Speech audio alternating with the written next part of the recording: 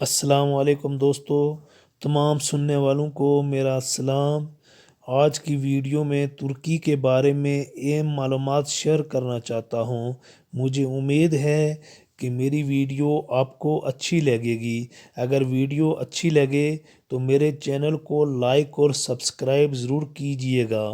ترکی اس وقت عالم اسلام کا ایک اہم فریق ہے جو کہ براعظم ایشیا اور براعظم یورپ کے درمیان واقع ہے۔ رقبے کے لحاظ سے ترکی کا دنیا میں 36واں نمبر آتا ہے۔ ترکی کا کیپٹل شہر انقرہ ہے، لیکن استنبول ترکی کا سب سے بڑا شہر ہے۔ 8ویں صدی میں ترکی میں اسلام کا بول بالا ہوا ہے۔ ترکی نے 1669 میں جزیرہ کیرٹ پر اپنا پرچم لہرایا۔ پہلی جنگ عظیم میں ترکی نے جرمنی کا ساتھ دیا تھا، لیکن کوئی کامیابی حاصل نہ ہو سکی۔ اسی وجہ سے دوسری جنگ عظیم میں ترکی نے کسی کا ساتھ نہیں دیا۔ ترکی کے 81 صوبے ہیں۔ ترکی سیر و سیاحت میں بھی دنیا میں 6 نمبر پر آتا ہے، کیونکہ آرکیٹیکچر میں بھی دنیا میں ترکی کا اپنا مقام ہے۔ ترکی سالانہ سیر و سیاحت سے تقریباً 40 ارب ڈالر کے زیادہ کے زر مبادلہ کماتا ہے۔ ترکی کی آرمی کا دنیا میں 8واں نمبر آتا ہے۔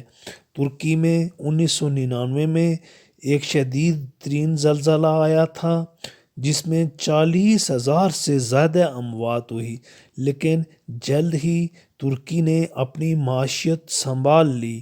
ترکی میں 97% لوگ مسلمان ہیں، لیکن ترکی ایک سیکولر ملک ہے۔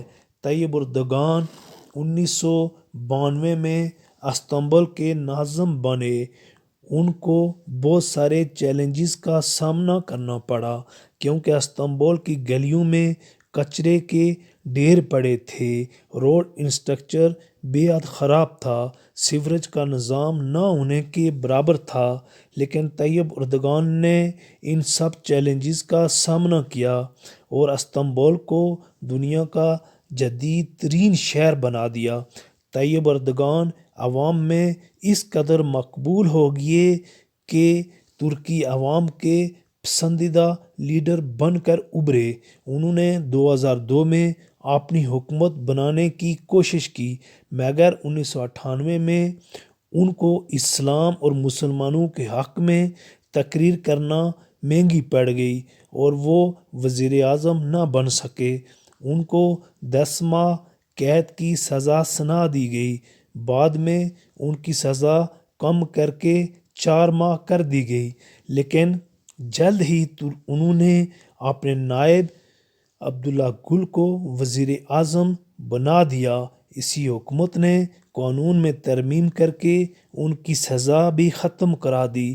عبداللہ گل نے بعد میں اپنی صدارت سے استعفیٰ دے دیا اور طیب اردگان کو ترکی کا وزیر اعظم بنا دیا، اور اسی طرح ترکی کی ترقی شروع ہو گئی اور جلد ہی مسلمانوں کے لیے اور ترکی کی عوام کے لیے مثالی لیڈر بن گئے۔ ترکی پاکستان کو قدر کی نگاہ سے دیکھتا ہے۔ مسئلہ کشمیر پر انڈیا کو کئی دفعہ آئینہ دکھا چکے ہیں اور مسئلہ کشمیر پر انٹرنیشنل فورم پر کئی دفعہ تقریریں کر چکے ہیں۔ مسئلہ فلسطین اور مسلمانوں کے حق میں ہر پلیٹ فارم پر آواز بلند کرتے رہتے ہیں۔ 24 جنوری 1923 کو ترکی کے ساتھ ایک ایسا معاہدہ ہوا جو سوئٹزرلینڈ کے شہر لوزینا میں ہوا تھا، جس کا نام لوزینا ہے، یا پھر لوزینے کے نام سے یہ معاہدہ پکارا جاتا ہے۔ لوزینا معاہدے کی روح سے ملک میں تیل اور دوسری معدنیات ترکی نہیں نکال سکتا۔ یہ معاہدہ انشاءاللہ 2023 میں ختم ہو جائے گا اور پھر ترکی تیل اور دوسری معدنیات نکال سکے گا اور بحری بیڑوں سے ٹیکس بھی وصول کر سکے گا۔ اسی وجہ سے ترکی اپنا کھویا ہوا علاقہ بھی واپس لے سکتا ہے۔ اگر ہماری یہ ویڈیو آپ کو اچھی لگی ہے تو ہمارے آئی چینل کو دیکھتے رہیے، انشاءاللہ ایسی فارمیٹک ویڈیو آپ کے لیے لاتے رہیں گے، اور انشاءاللہ العزیز آپ کو دنیا کی معلومات سے ہم آگاہ کرتے رہیں گے۔